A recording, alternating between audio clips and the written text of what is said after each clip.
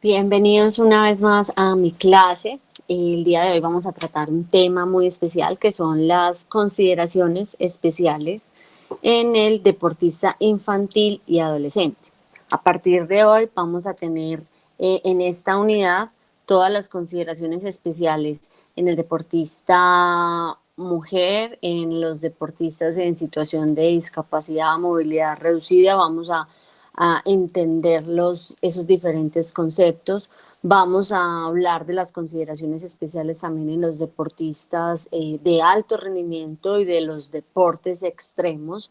Entonces, para que nos vayamos preparando como con todos esos temas, esas lecturas previas respecto a las consideraciones especiales y hacer como todo un panorama de las lesiones que son puntuales en esa población específica, así como también la tercera edad, por ejemplo, es otra población específica, y cuáles son esas relaciones que podemos interpretar, digamos, de una lesión de hombro, cuáles son las diferencias en los niños, cuáles son las diferencias en los adultos jóvenes, cuáles son las diferencias en las lesiones de hombro de una persona de la tercera edad. Entonces, ese tipo de consideraciones especiales, hoy vamos a comenzar con las del deportista infantil y adolescente. ¿Qué vamos a tener en cuenta? Por acá, antes de empezar a compartir la pantalla, es que los niños tienen como dos panoramas. El primer panorama es que toda esta era moderna, los videojuegos, las pantallas, las tablets, hacen que los niños empiece como una prevalencia muy marcada en la aparición de sobrepeso y obesidad, ¿cierto?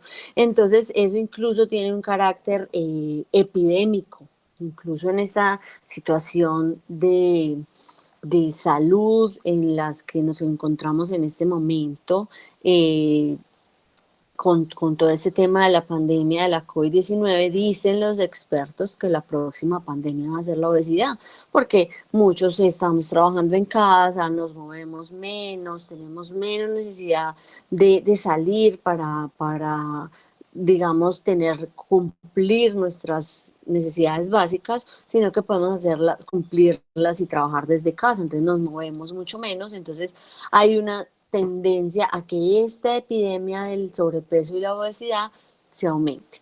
Y tenemos otro panorama en los niños, otro extremo completamente, que es que hay también una popularidad creciente en la realización de actividades de tipo deportivo, ¿cierto? De pertenecer a un deporte específico, de pertenecer a un club, en especial baloncesto, fútbol, y todo esto tiene grandes beneficios para la salud mental, para la integración social y varios beneficios físicos, pero a veces esos procesos de desarrollo del deporte, de los procesos de iniciación y formación deportiva, porque estamos hablando de niños hasta los 14 años, vienen con un esfuerzo físico sin periodos de recuperación.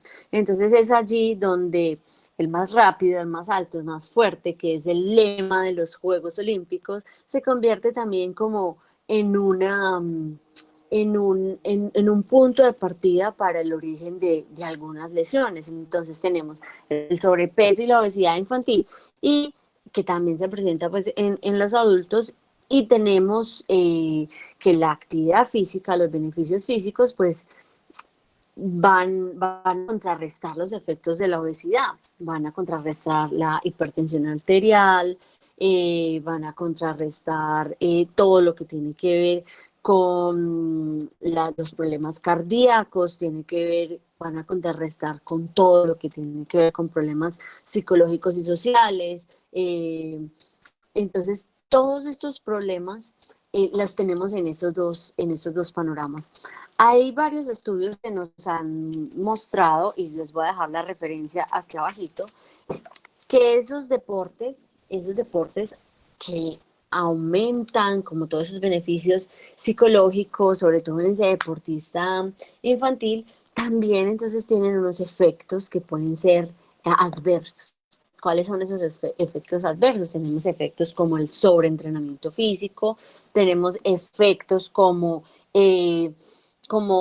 lo llaman un hartagazo, que es como cansarse, es algo psicológico, no quiero más, o sea, no quiero más. También como esas consideraciones de salud específicas.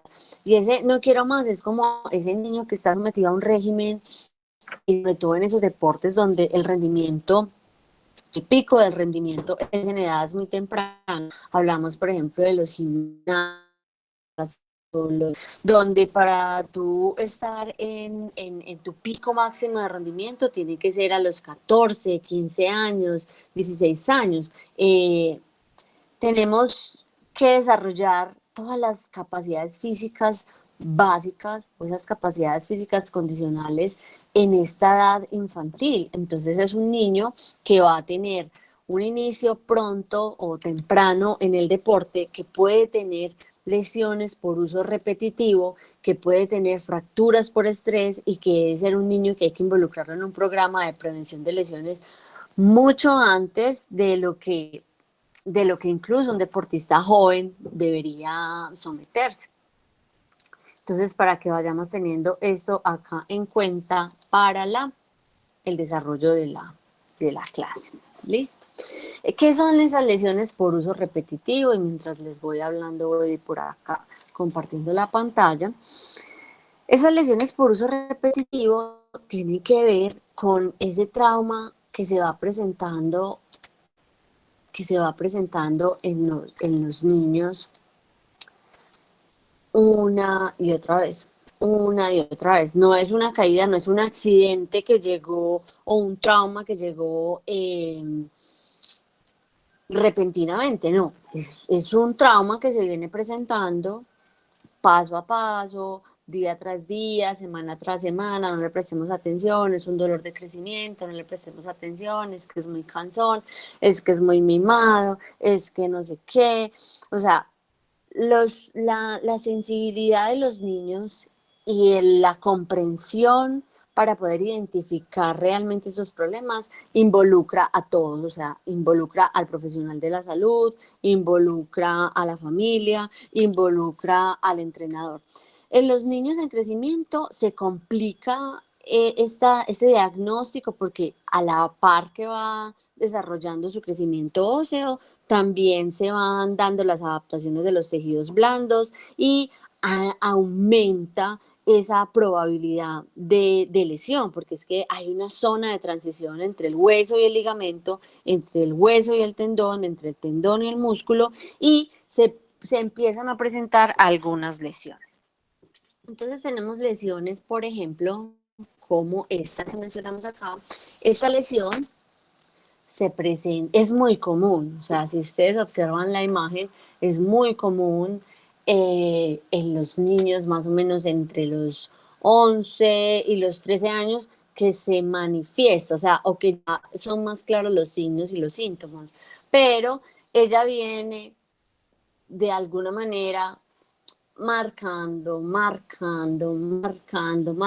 lesión con un dolor anterior de rodilla que van a irse desarrollando. Voy a marcar aquí con el puntero, opciones del puntero, acá. Entonces, tengo un niño que corre en la clase de educación física, que corre con los amiguitos, si es un niño que está muy activo, que es un niño que salta, es un niño que aparte de eso está en la clase de extracurriculares de baloncesto y de voleibol, pero 3 veces a la semana también va a fútbol, por decir algo, ¿cierto?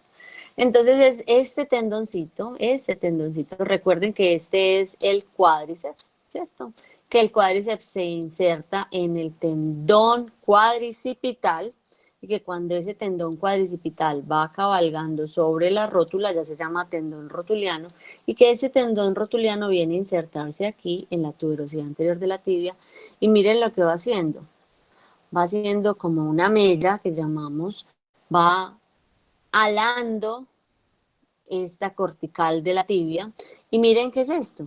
Eso es el núcleo de crecimiento, o sea, está la epífisis de la tibia y acá está el núcleo de crecimiento. Entonces es como esa mezcla entre las zonas de transición del tendón y el músculo, entre la zona de transición del crecimiento que está en toda esta parte ósea, involucra la bursa, ¿sí? Involucra esta bursa subrotuliana, involucra el tendón rotuliano y se va generando esta lesión. Esta lesión no se origina de un día para otro, esta lesión no se origina por un trauma específico, esta lesión se origina por un trauma repetitivo. Entonces, para que la recuerden, para que la busquen, para que la lean y la evitemos. Voy a pasar por aquí entonces a la otra. Tenemos otras lesiones, tenemos la lesión de Sever, por ejemplo, es una lesión muy similar también en una zona de transición, pero acá en el talón. Entonces es un niño que empieza con un dolor en el tendón, me duele el tendón, es que está cansado, es que está creciendo, pero miren todas las estructuras que se relacionan, o sea, es también un desarrollo de un hueso que está inmaduro, ¿cierto? El núcleo de crecimiento y empieza a hacer eh, una tracción, empieza a hacer una tracción allí en esta zona y se va presentando esta otra patología que conocemos como la enfermedad de Sever. Tenemos esta otra patología muy común en los niños, entonces se presenta también como en el núcleo de crecimiento, pero de la rótula específicamente. Entonces, Cindy Lancer Johansson, otra patología que deben tener en cuenta para el desarrollo de esta unidad y la vamos a ir señalando porque hace parte de esas lesiones de uso repetitivo. ¿Qué tenemos que tener en cuenta nosotros? Que todas estas patologías podemos de alguna manera tratar de disminuir los signos y los síntomas, ¿cierto? Si queremos un niño activo, es un niño que va a entrar como en este riesgo de patologías por uso repetitivo o por sobreentrenamiento, pero entonces vamos a irle metiendo gramitos de prevención porque cada gramito de prevención va sumando para el tema de la curación.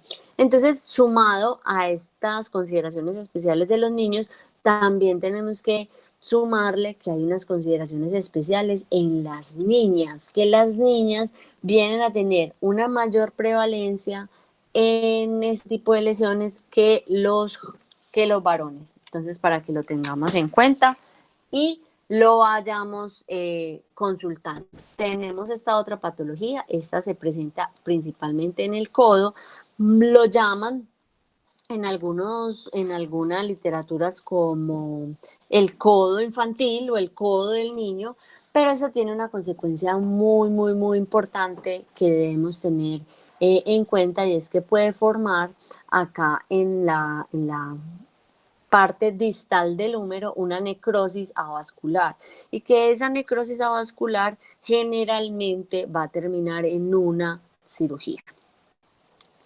Vamos a evitar esto a toda costa, como todas las lesiones debemos procurar desarrollar unas estrategias preventivas y que esta estrategia preventiva le garantice a ese niño una estabilidad de la articulación, una funcionalidad de la articulación y le garantice rendimiento en su pico de rendimiento, ¿cierto? O sea, no podemos restringir la movilidad a tal punto que se nos disminuya la movilidad de la articulación y tampoco podemos generar un daño mayor que genere otras lesiones nuevas o a mediano y largo plazo que tengan una inestabilidad, no por trauma, sino por una lesión de pronto mal cuidada. ¿Listo? Eso es muy importante que lo tengamos en cuenta.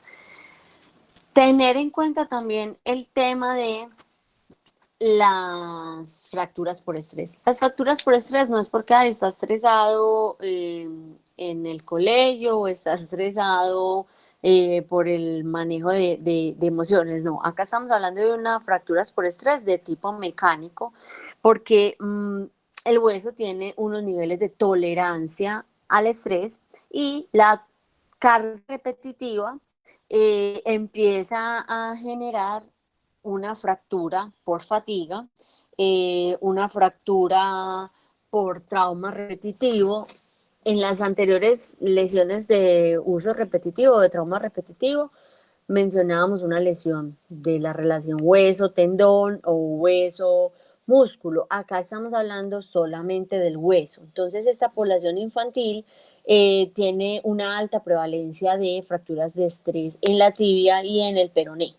Es donde más se presenta. Hay deportes donde más se presenta, que es en el fútbol, en la gimnasia, en el baloncesto, en el voleibol, porque son deportes que son de alto impacto y que esa fractura por estrés debe también hacerse como unos diagnósticos comparativos, que no vaya a haber un osteosarcoma, porque hay muchos niños, más de los que ustedes creen, muchos niños que presentan tumores, en su mayoría benignos, pero hay muchos niños que presentan tumores y tenemos que hacer como este diagnóstico diferencial de las fracturas por estrés. Listo, entonces ya venimos acá enumerando diferentes patologías. No vamos a desglosar acá en esta partecita o en esta metodología de la clase una por una, sino que se las estoy nombrando para que ustedes tengan como unas referencias y puedan consultar cada una de ellas y las vayan referenciando y las vayan identificando, ¿cierto? En el hombro, en el codo, la rodilla, el tendón, el talón, son como las articulaciones donde más se presentan características en esta población. Entonces, en el hombro, incluso hay un hombro que lo llaman el hombro de la liga infantil, son lesiones muy específicas en los niños, unas luxaciones, una inestabilidad. No está muy claro como su etiología específica, pero sí es una articulación que es muy vulnerable a la lesión por el amplio grado de movilidad que tiene y que en los niños que participan en deportes de uso del hombro específicamente, como el béisbol, el softball, los arqueros, o en el caso de los tenistas, en el caso también de los luchadores, son hombros que vienen, digamos, ya con una alta riesgo de lesión y que debemos preparar a estos niños para los usos, movimientos repetitivos como lanzamiento o recepción y que estén preparados para evitar precisamente pues como que esta lesión a mediano y largo plazo les genera una inestabilidad crónica. Ya mencionamos el codo, pero hay una característica importante que debemos de tener en cuenta, que es la osteocondritis disecante. Listo. Otra articulación que les mencioné que era muy importante en esta población es la rodilla. Los niños también se pueden lesionar el ligamento cruzado anterior, esas son las siglas del ligamento cruzado anterior. No es tan prevalente porque ellos tienen una inmadurez de todas formas en su desarrollo de su esqueleto y el ligamento tiene cierta resistencia y posiblemente no se rompa, pero sí se extiende y puede tener una ruptura parcial. ¿Qué debemos hacer con ese niño? Para evitar que se lesione o disminuir esa incidencia de lesión, esa prevalencia de lesión, perdón, es desarrollar un programa donde toda la cadena cinética posterior, estamos hablando de glúteos, isquiosurales, los gastrosóleos, todos los músculos paravertebrales y todo lo que tiene que ver con el desarrollo de la fuerza de la musculatura central, pues en un niño hay que trabajarla para evitar precisamente esta lesión. Hay unas variantes anatómicas importantes como el menisco discoide, por ejemplo, es simplemente, por decirlo de alguna manera, es una anatomía que ya viene así, pero generalmente el menisco lateral, ya sea izquierdo o derecho, se presenta una alteración anatómica de ese menisco y es importante detectarla a tiempo, antes incluso de que el menisco de pronto se rompa, porque el menisco puede ser funcional, pero tener identificado, caracterizado a ese sujeto o a esos sujetos que tienen esta condición. Hay unas lesiones en rodilla que son las fracturas de espinas tibiales. Generalmente estas sí vienen por un trauma directo, una caída de altura, por ejemplo, en deportes extremos, en deportes como el bicicross, ahora como el parkour, en los deportistas de gimnasia artística, de gimnasia rítmica, de trampolín. Estos deportistas pueden presentar este tipo de alteraciones, una fractura en la tuberosidad tibial, que esa fractura de tuberosidad tibial se inicia con la primera patología que les mostré, que es el Osgood-Schlatter, y también se puede presentar una osteocondritis disecante o una rótula bipartita, que entonces viene ya también por anatomía, viene partida la rótula en dos, y el dolor femororrotuliano, que no es una patología específica de esta población, porque el dolor femororrotuliano o el síndrome femororrotuliano también se presenta en otras poblaciones como las mujeres y está asociado principalmente con un tema de inestabilidad, con un tema de debilidad o congruencia muscular. Tiene que ver mucho con la ejecución adecuada de los ejercicios y la técnica específica de los ejercicios. Entonces, si yo tengo unas condiciones anatómicas que me hacen predisponente o que me hacen candidato a tener un dolor femororrotuliano, entonces debo empezar a contrarrestar pues como esas factores de riesgo para ese dolor. Entonces, bueno, desafortunadamente vuelve y juega, las mujeres tenemos una predisposición genética por la disposición en la que tenemos nuestras rodillas, entonces hay como un valgo anatómico que nos lleva a tener más predisposición a sufrir de este dolor, esa transferencia de fuerzas entre los músculos propios de la rodilla, esos músculos biarticulares de rodilla y cadera, que nos hacen como todo ese patrón extensor de rodilla y flexor de cadera. Entonces, todo lo que tiene que ver con el grupo muscular de los cuádriceps, tenemos que empezar a revisar cómo está ese balance muscular, porque ese dolor anterior de rodilla puede ser multifactorial, o sea, puede ser la edad, el género, el número de horas de entrenamiento, puede ser las horas de entrenamiento, puede ser la disposición de los pies, el tipo de pie, el tipo de calzado que usamos. Muchas veces, y es una situación muy común que se sale de las manos en la mayoría de los casos, y es que los niños usan los zapatos heredados de los hermanos o usan el zapato dos, tres tallas más grande porque el papá dice así ahorro, es que le va a crecer el pie, hay que comprarle la talla más grande. O por el contrario, tiene que usar el mismo zapato 2 años. Entonces, el tipo de zapato que usamos tiene mucho que ver, una relación muy directa con el dolor anterior de rodilla para que lo tengamos en cuenta. Listo. Entonces, bueno, aquí ya vamos a pasar a la liga de las mujeres específicamente, pero entonces antes de ir allá, que ese sería el siguiente video, les voy a repetir por acá para que tomen nota, para que lo tengan en cuenta. Eso no es lo único, hay muchos otros, o sea, hay muchas otras patologías específicas de hombre como de hombro, como la del manguito rotador, pero en niños. Les mencioné el hombro, la liga del hombro, les mencioné el hombro del niño, el codo, la liga del codo de los niños. Bueno, hay muchas otras condiciones, pero estas son, digamos, las de mayor prevalencia, las que más van a encontrar en la literatura, entonces para que la tengan en cuenta, Me voy a devolver acá lentamente uno por uno. Ojo con esta. Fracturas por estrés.